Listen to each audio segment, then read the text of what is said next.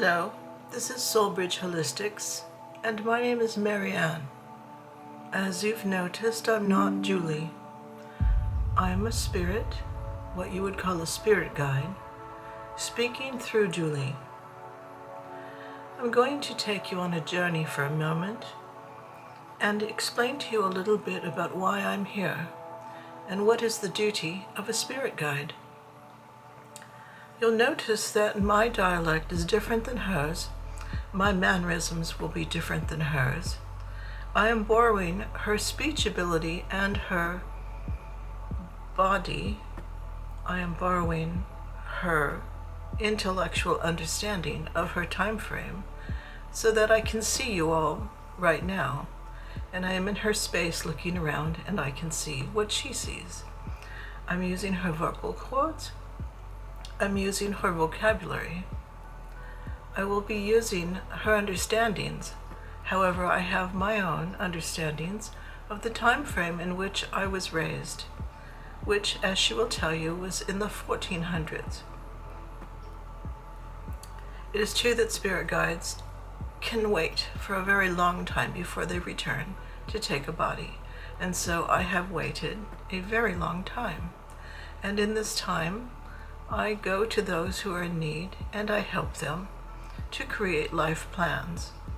As I am doing with Julie now, because she only met me yesterday and I began to come through speaking. Julie is very hesitant and she wants to be prepared. This is new for her. It's very emotional for her. She is tearing up right now as I'm speaking because she did not want to lose control, and that is what she believed it would be. Julie was trying to research the period of time in which I lived, and she observed that the name Marianne is a forbidden name and had been for a very long time because it is a hyphenated name. It is a name of two people, Mary and Anne, and yet at the time frame when I was born, hyphenated names were becoming much more common, and people were beginning to hyphenate their names. She also observed that I wear a headscarf, which was common in my times, one because I'm in England, which she called something Saxon England, and I suppose that is because of the rulers who were in charge at the time.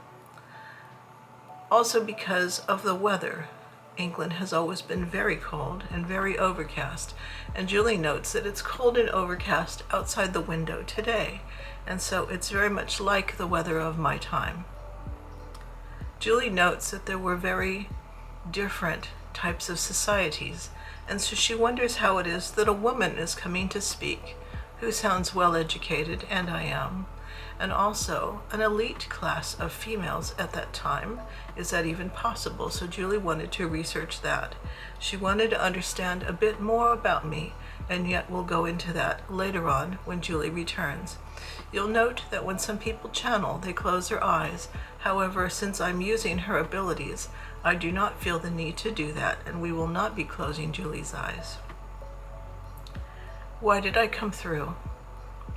Julie is very dedicated, service to other. She cares very much about individuals and their lives.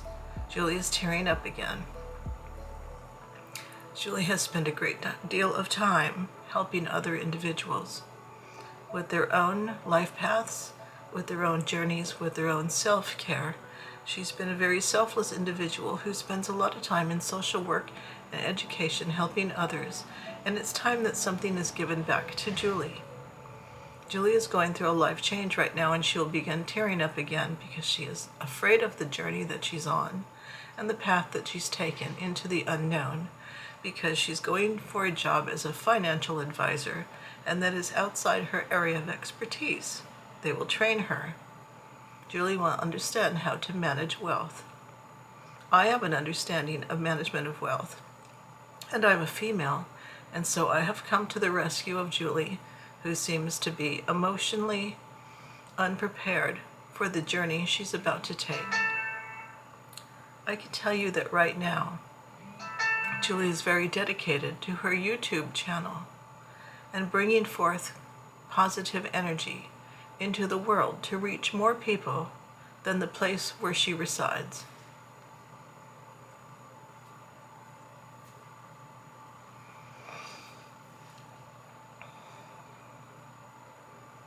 I'm giving Julie a chance to get a handle on her situation. I'm not going to edit that part out with her. I want Julie to understand that channeling will not put her in danger.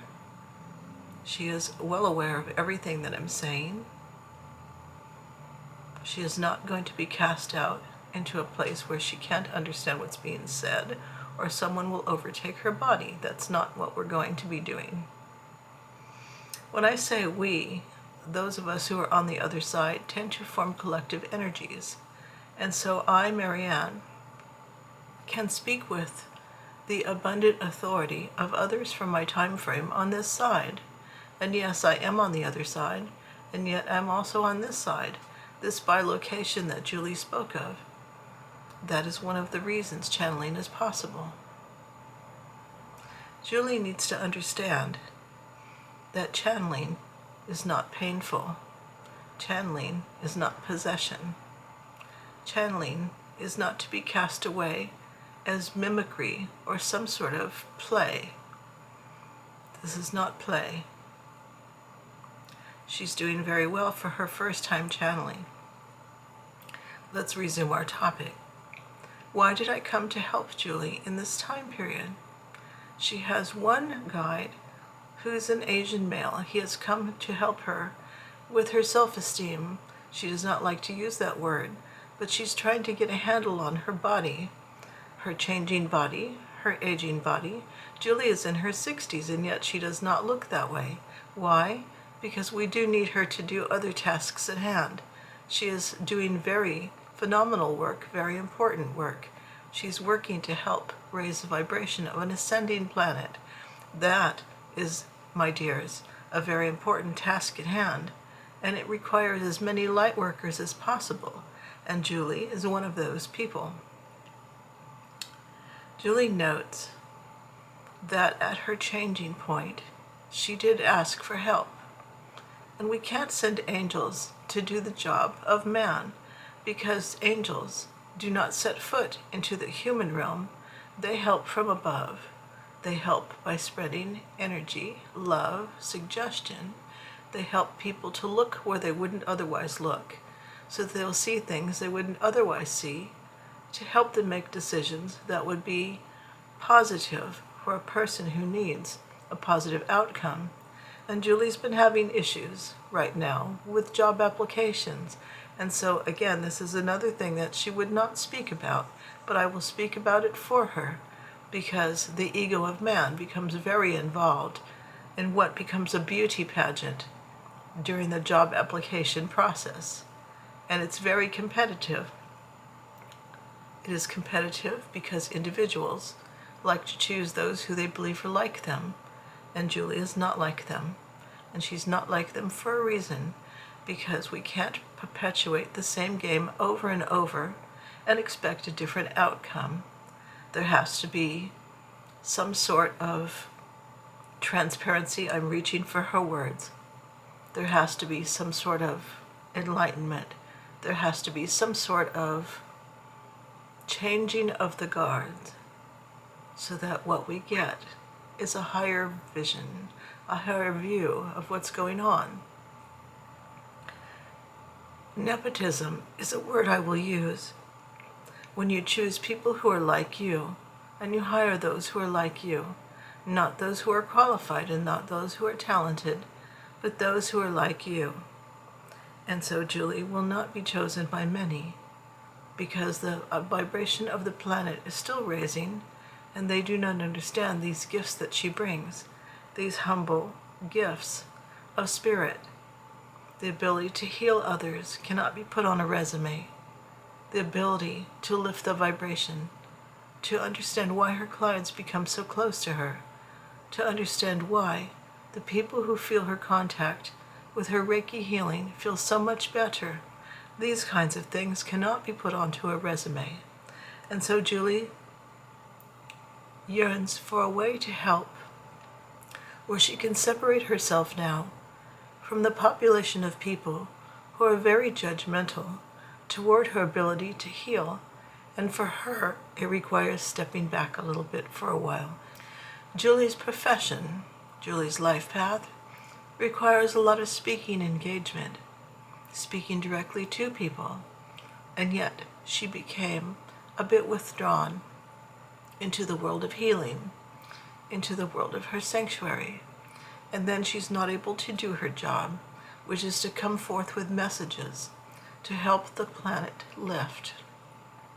And so I, Marianne, have come forth to help her.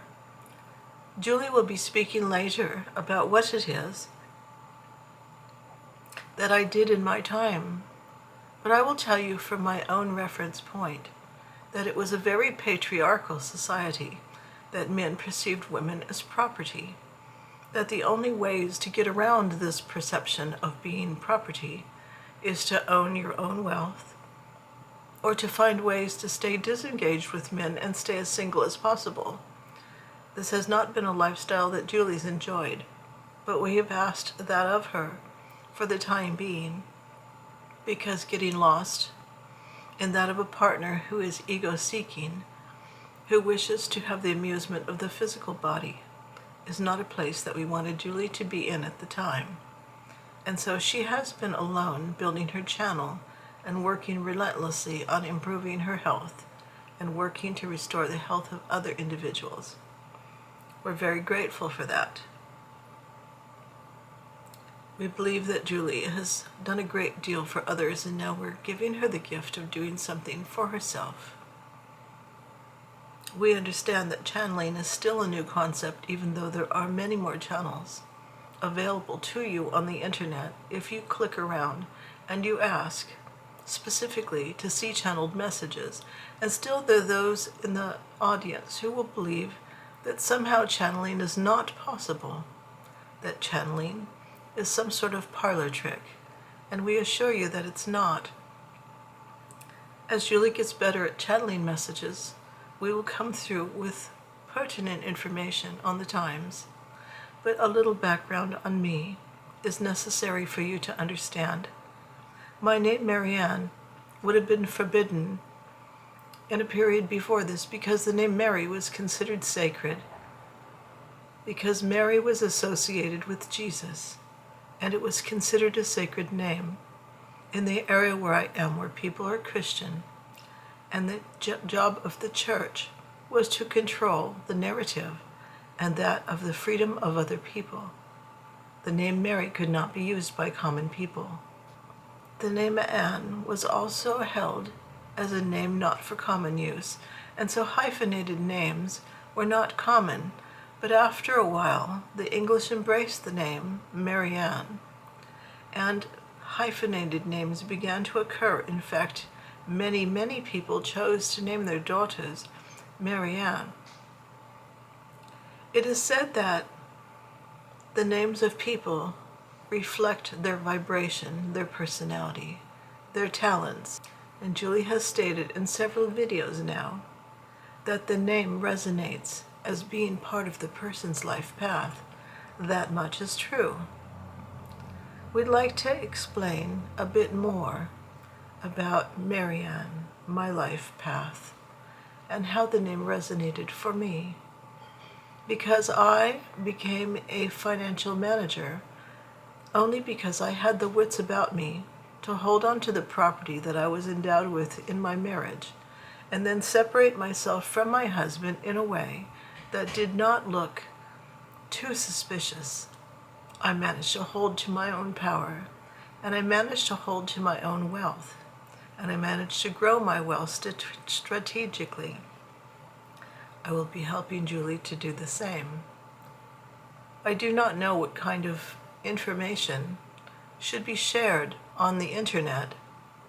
This is a lovely concept for me, that I can speak to many people at once, and that Julie can help many people at once. This channel will be slow to thrive because so many people go to the internet for amusement, for entertainment. And yet there are those in the spiritual community who actually value the messages of spirits. It's not that we hold a position above you, but we understand multiple timelines at once. We can see back in time, and we can see your current time. And it's a very long view to compare the two and see what progress has been made. And yes, progress has been made. You'll notice that Julie is wearing a manufactured sweater. And this sweater is a lovely thing. It was made in a factory with people who all create garments for other ones to use. In my time, we sewed our own garments. There was no long sea transport for those garments. There was no airplanes to transport those garments. And so Julie's sweater represents technology and very futuristic thinking that we did not have back at the time. You'll notice that Julie has teeth and that she has health. And in my time, many people would have lost their teeth already, and they would have looked shriveled from lack of food. And yet Julie looks as though she's been treated quite nicely and fed abundantly, and she is in her health and her right mind. You'll notice that Julie has all her limbs. We had diseases that were taking people's limbs, as well as machinery that was very dangerous. And some people fell ill from the weather, from the machinery, from the types of lifestyles that they led. Working was difficult, and it was laborious, and it was mostly by hand. Women did all of the work at home. They reared the children, they planted, they harvested, they cooked, they cleaned. They were asked to stay as a man's property out of sight. And yet here I am, not out of sight. And here I am, speaking to you today. There are other reasons to come through today, because it's December of 2025, and your timeline is speeding up. 2026 will have many changes that will affect so many of you. It will be a period of hardship for some and abundance for others. It will be a turning of the tide, so that those who are so meek and so needy will step up into positions of power. We might say the changing of the guard means also a changing of one's inner self, the changing of one's vision of oneself, and those who have been so silent for so long will have a voice. And those who have corruption and a dark heart will see times of being held accountable for their actions. That is what is happening right now. And do we stand behind the scenes helping with that? Yes, we do. I'm going to stop for now, and I wish you a good day. This is Marianne. We'll see you again.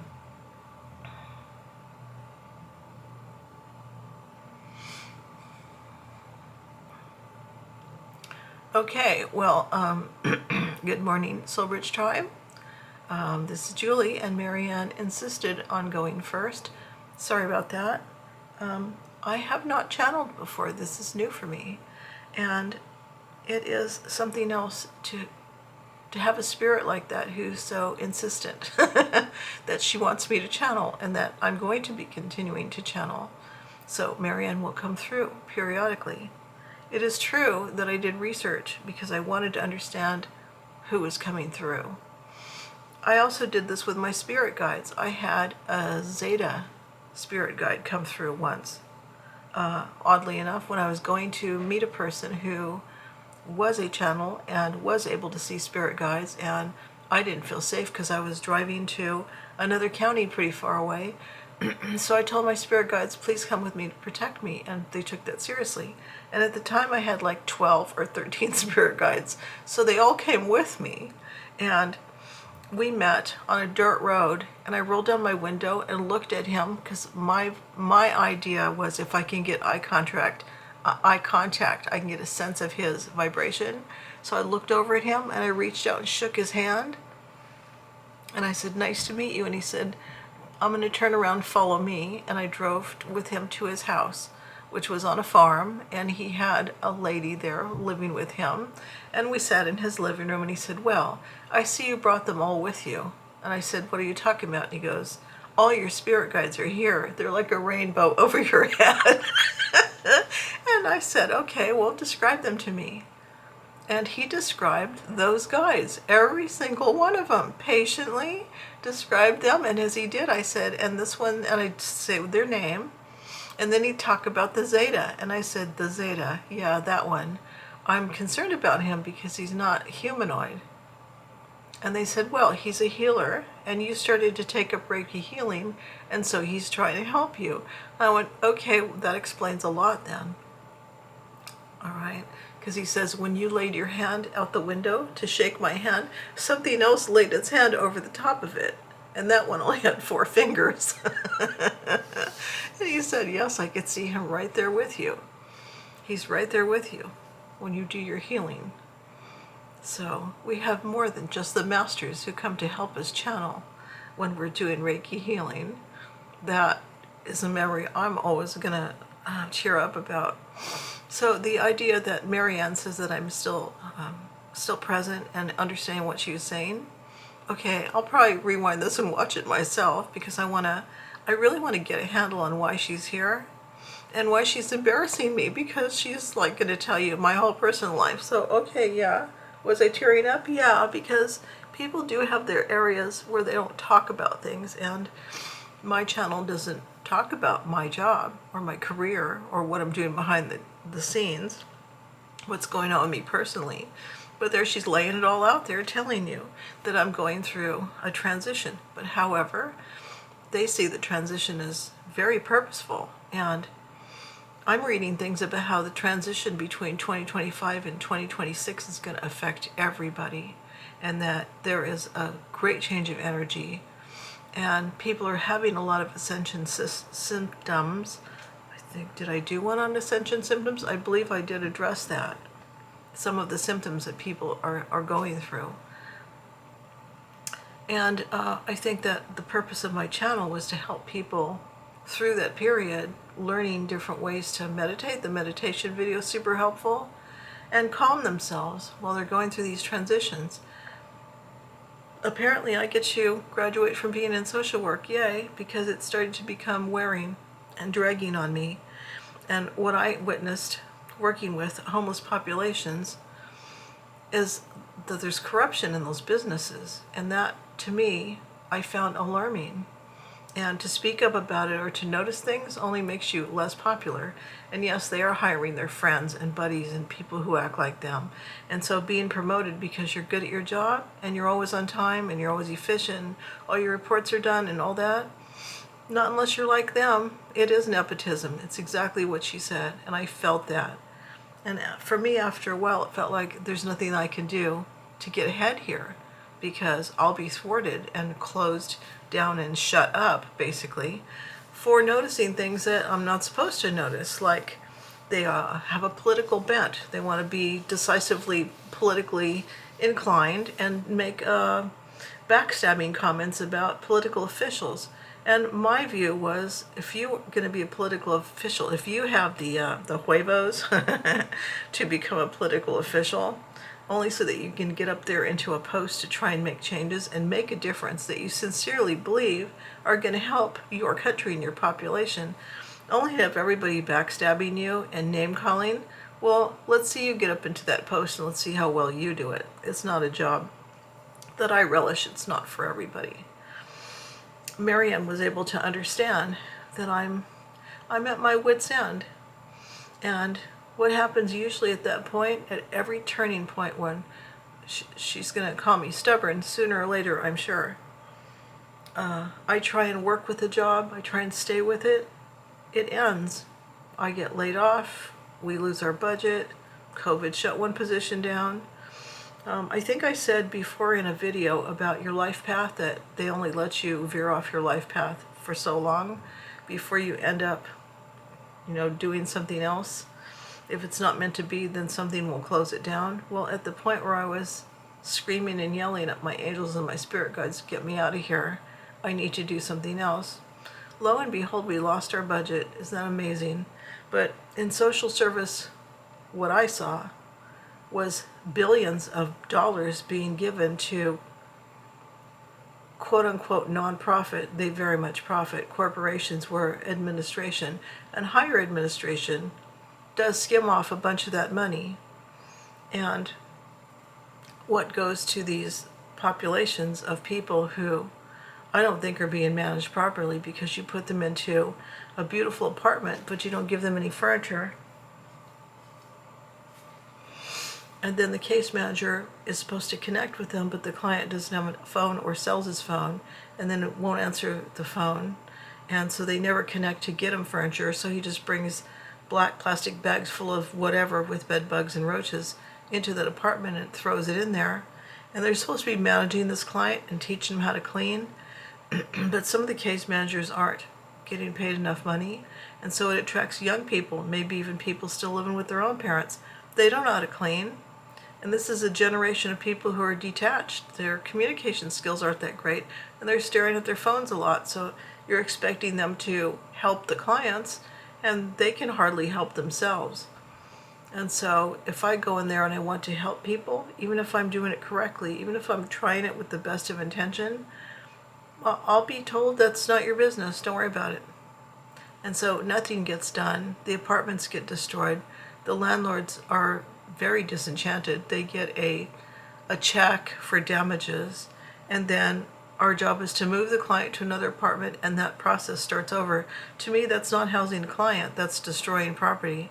And as much as I tried to befriend the landlords, and I felt like I was really wanting to make a difference, it's a setup for failure, because all I'm doing is cracking risk mitigation checks for damages and then transporting that broken person into another beautiful apartment so that he can damage it again. And I watched one lady go through 4 or 5 apartments. When I try to suggest that she shouldn't be on our subsidy, she's creating too much damage, I was told, we'll handle this. She's being transferred to another company with changing of their guard, right? They just go to another company and then it starts up again. She's going to go, damage 5 more apartments. They just, they're not solving the problem. They're creating damage. If there's another way to do that, I don't know. But this is what institutions were originally for. And so the idea of taking those people who are substance users, that's a polite way of saying drug addicts, who are using right in front of your face and doing illegal activities, and maybe even selling out of their apartments because some of them had traffic going in and out all the time. We're supposed to overlook all that? That was too hard for me. It was hard on my nervous system.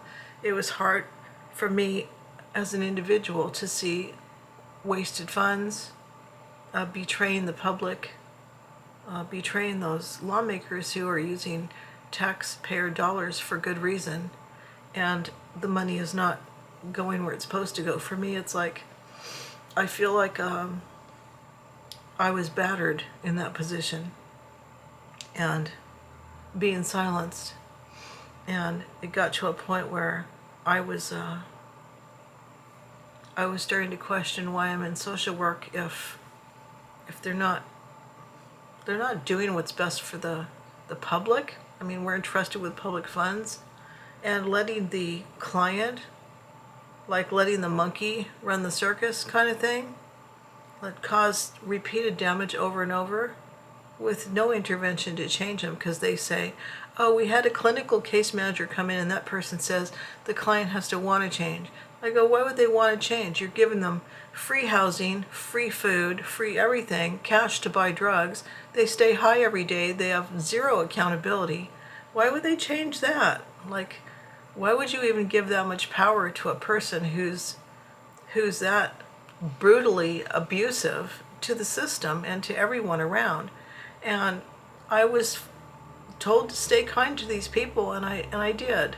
And so just as Jesus would wash people's feet, I attempted to be a good listener and a good friend and do what I could.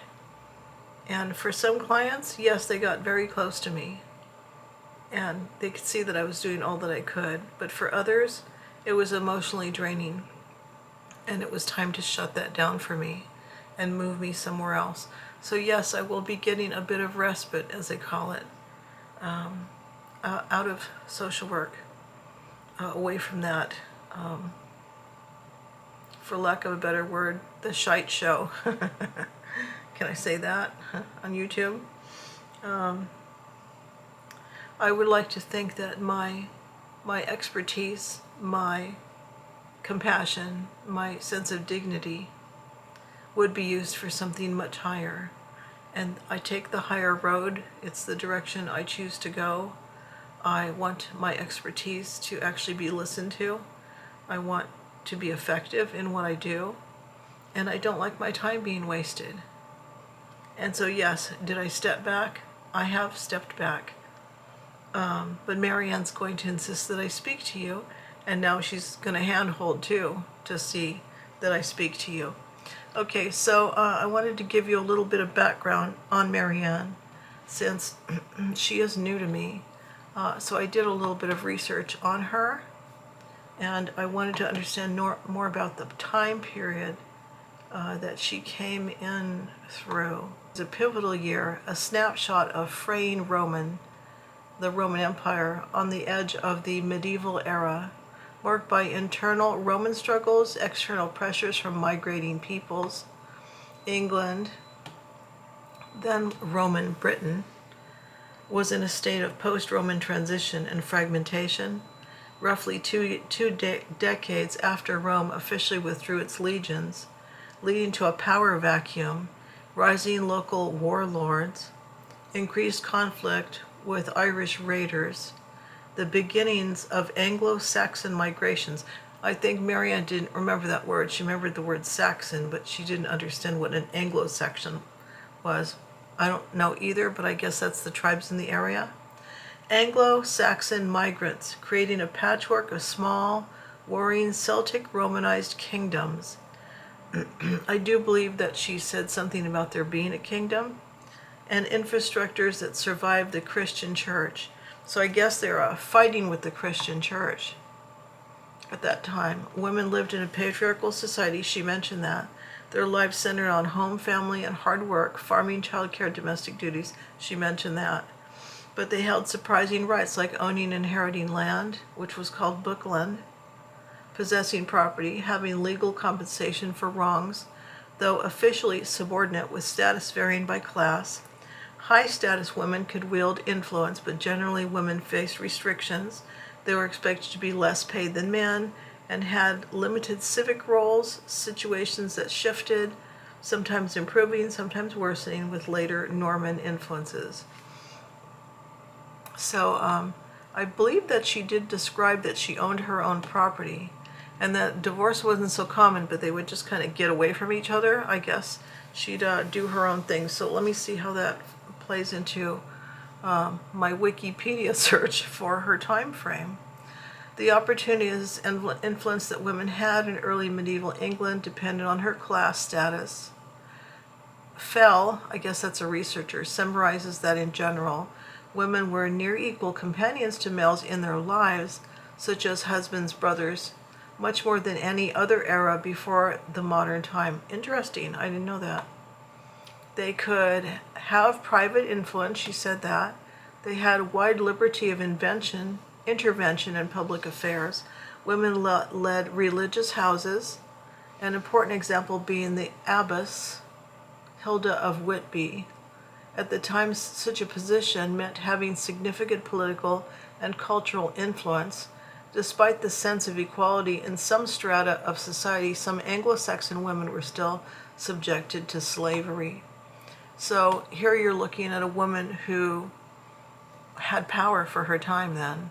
I mean, she does speak calmly and like she has some pretty solid self-esteem, don't you think?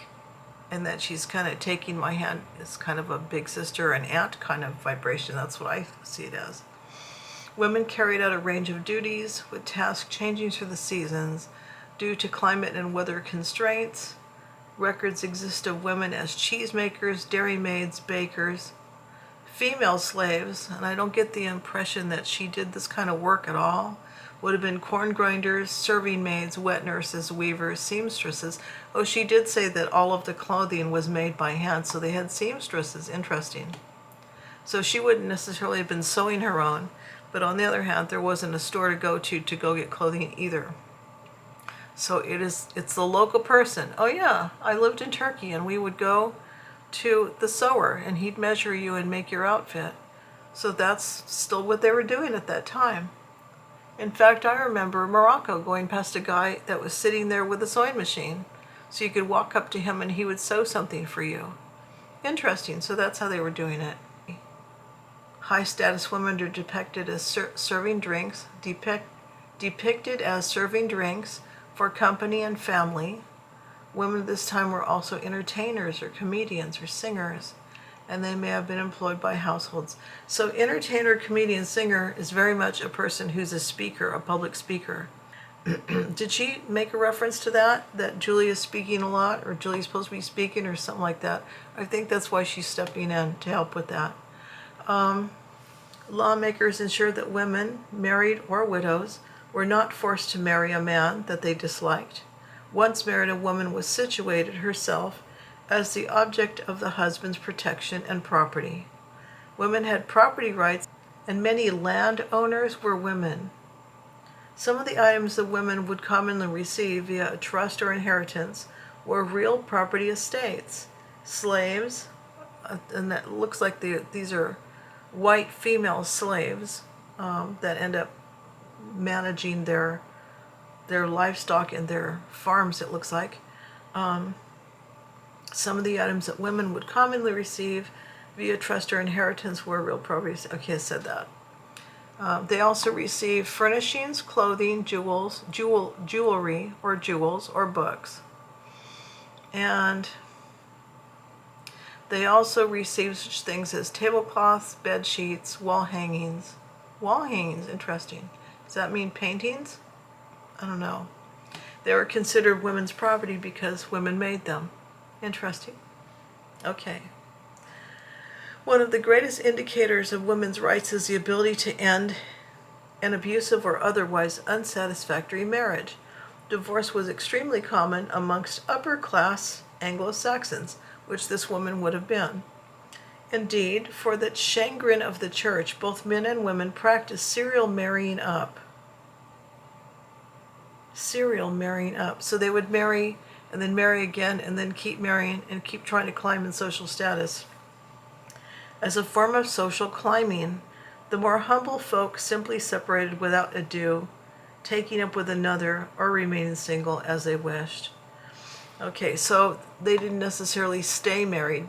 They would just kind of separate from that person. I think that's what she had said. And so I get the impression that she did have a husband, but the husband sort of did his own thing. Maybe she'll flesh that out, and maybe it's not important.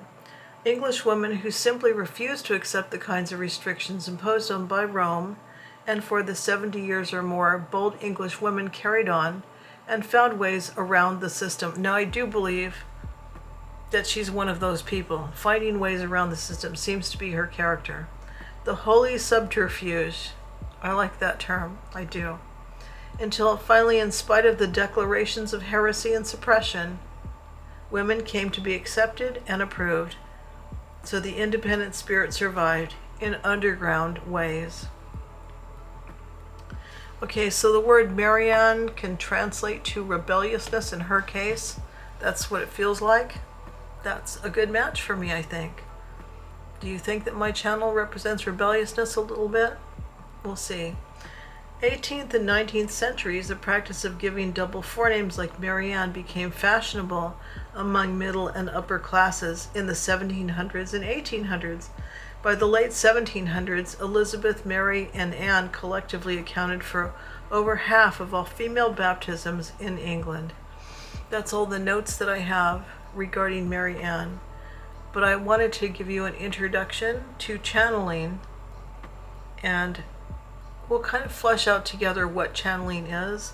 And I'm going to let Mary Ann kind of do her thing since she's kind of stepping up. And this is not going to be a website. This is not going to be a YouTube channel about channeling. But it does have a place as far as that person's perception. And I think that's what she said. We have the ability, she said, to look at timelines. And I want to flesh that out a little bit more also. The trick is that she starts talking in my head and she'll repeat the same thing over, like, I am Mary Ann, I am Mary Ann. And she'll just keep saying it, which means she's trying to butt in. And I need to hit record and see what comes out.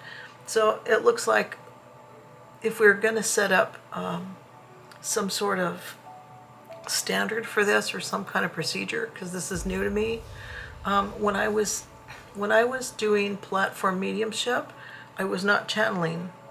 I was getting downloads and I was looking at information. I was talking about it with people. I did not have a person speaking through me directly. So having Mary Ann do this for me, maybe it's less threatening to me because it's a female and she comes across so nonchalant and comfortable. Maybe I'm letting her do it for that reason. I have seen other people who have channeled. In fact, I just looked at one called Laarkmaa, Laarkmaa, and those two work together. The man doesn't seem to channel, I guess, but he closes his eyes when his female companion closes hers. And I can't remember if they actually open their eyes or I think they keep them shut. So her eyes are closed when she's channeling. Interestingly enough, just like mediums and psychics don't use the same exact tools and they don't all work the same way, obviously channels don't all work the same way also. But I can guarantee you I'm going to be doing a lot more information sifting and background checking and researching to find out the different kind of channels so that I can bring that information to you. Sorry, my voice doesn't want to participate anymore, so I'm going to end this. And you all have a great day. We'll see you for the next video.